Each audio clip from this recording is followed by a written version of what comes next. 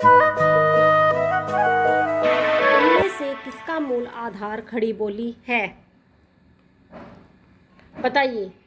ए Hindi, B हिंदुस्तानी, सी उर्दू और D उपयुक्त सभी।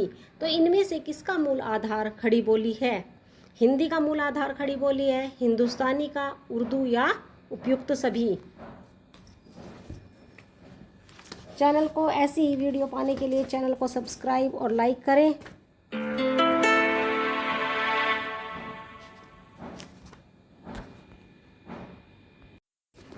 चलिए दोस्तों, एक बार फिर से शुरू करते हैं अपनी यूपीटीसीटी के लिए हिंदी साहित्य की टेस्ट सीरीज़। क्वेश्चन 30 तक हम पहले ही कर चुके हैं। अब स्टार्ट करते हैं क्वेश्चन नंबर 31। तो 31 क्वेश्चन नंबर, इनमें से किसका मूल आधार खड़ी बोली है? हिंदू, बी हिंदुस्तानी, सी उर्दू और डी उपयुक्त सभी। आपको बताना है इसमें से किसका मूल आधार खड़ी बोली है। ए हिंदी, बी हिंदुस्तानी, सी उर्दू और डी उपयुक्त सभी। तो आंसर जाता है डी उपयुक्त सभी। तो सभी इन सभी भाषाओं का मूल आधार खड़ी बोली है। क्वेश्चन नंबर 32, संविधान के किस अनुच्छेद में हिंदी को राजभाषा का दर्जा दिया गया है? क्वेश्चन नंबर 32, संविधान के किस अनुच्छेद में हिंदी को राजभाषा का दर्जा दिया गया है? जल्दी फटाफट। ए 340, बी 343, सी 347 या डी 350। तो किस अनुच्छेद में हिंदी को राजभाषा का दर्जा दिया गया है? आंसर जाता है बी, अनुच्छेद 343।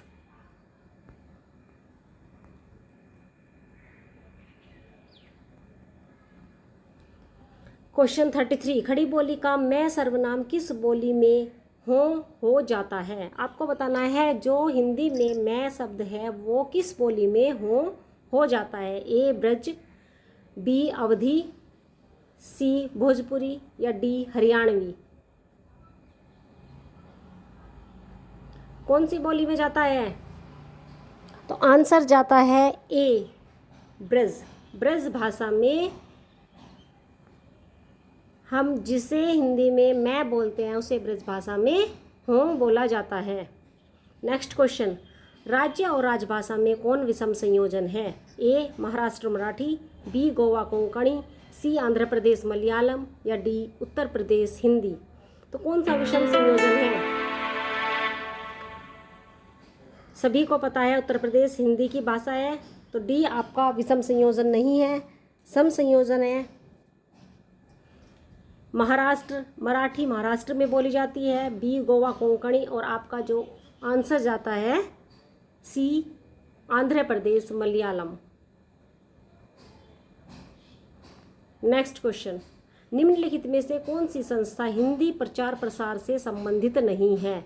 ए हिंदी साहित्य सम्मेलन, बी नागरी प्रचारिणी सभा, सी आर्य समाज या डी इनमें से कोई नहीं। तो कौन सी नागरी प्रचारिणी सभा का नहीं है?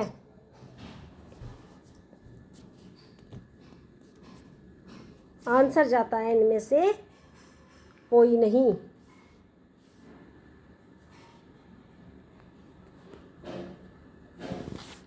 क्वेश्चन नंबर 36, खड़ी बोली को परिष्कृत और व्याकरणबद्ध करने का ऐतिहासिक कार्य किसने किया? खड़ी बोली को परिष्कृत और व्याकरणबद्ध करने का ऐतिहासिक कार्य किसने किया? ए भारतेंदु हरिश्चंद्र, बी रामचंद्र शुक्ल, सी महावीर प्रसाद द्विवेदी या डी लल्लूलाल।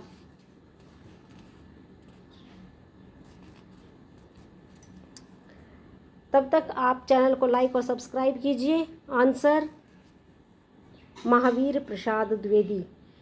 तो महावीर प्रसाद द्विवेदी जी ने हमारी हिंदी भाषा के लिए बहुत से कार्य किए हैं, उन्होंने बहुत कुछ लिखा है।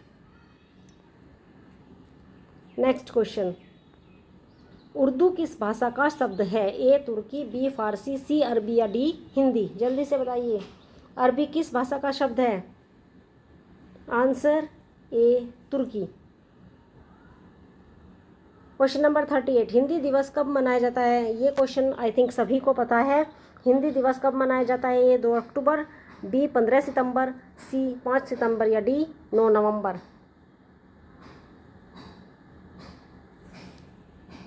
आंसर जाता है बी 15 सितंबर।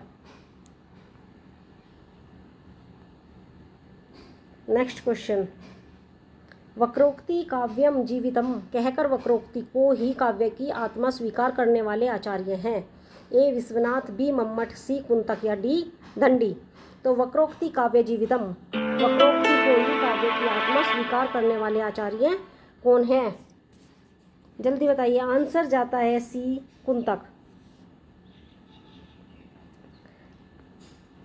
नेक्स्ट, कविता में काव्य गुण का अर्थ है?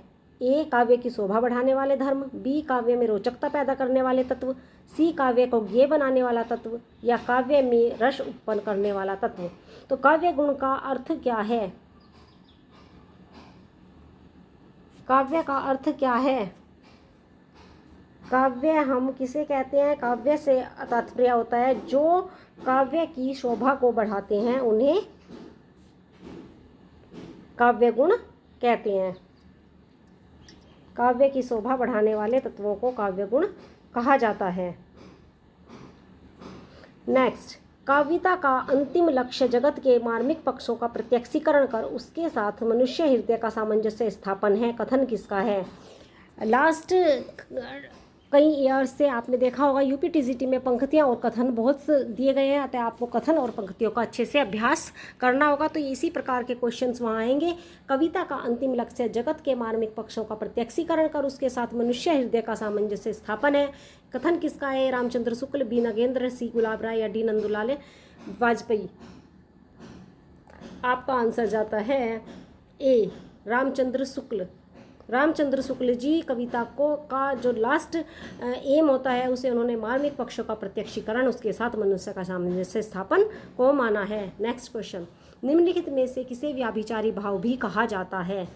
ए विभाव, बी अनुभाव, सी संचारी भाव या डी इनमें से कोई नहीं। तो व्याभिचारी भाव भी किसे कहा जाता है? जल्दी से बताइए।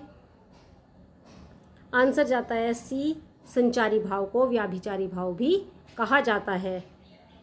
रस संयोगादर्श निष्पत्ति, ये आपने कथन सुना होगा। क्वेश्चन 43, एक और अजगर ही लखी एक और मृगराए, विकल बटो ही बीच ही परियों मूर्छा खाए। पंक्ति में कौन सा रस है? अद्भुत, बी भयानक, सी विधस या डी हास्य रस। एक और अजगर ही लखी एक और मृगराए, विकल बटो ही बीच ही परियों मूर्छा खाए। इसमें आप बताइए कौन सा अलंकार है?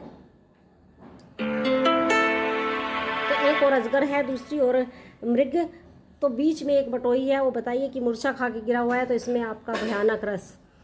44, रूपक अलंकार कब होता है? जहाँ उपमेय में उपमा का भ्रम हो, बी उपमेय में उपमान में उपमेय का आरोप हो, सी जहाँ उपमेय में उपमान की संभावना हो या डी जहाँ उपमेय में उपमान का आरोप हो।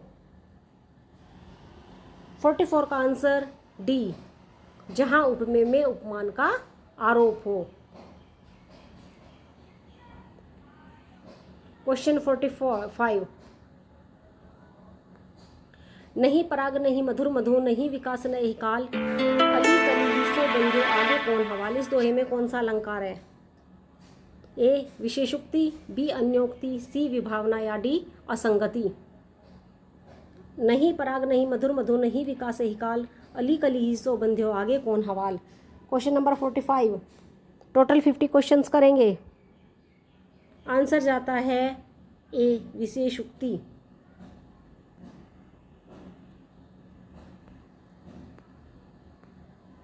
यति किसे कहते हैं? ए हस्व मात्राओं को, बी मधुर वर्ण योजना को, सी पढ़ते समय विराम की स्थिति को या डी इसमें से कोई नहीं।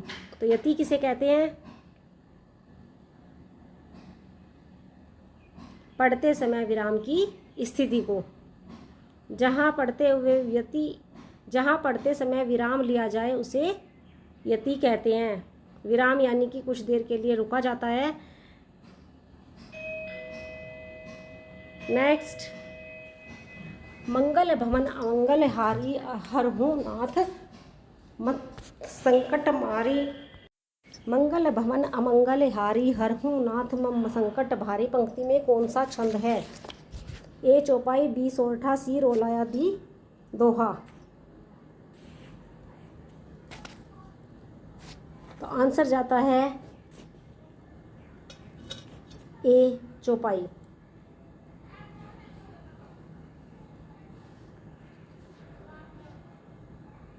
उपयुक्त चित्र में पुनर्जागरण काल के किस कवि, किस लेखक का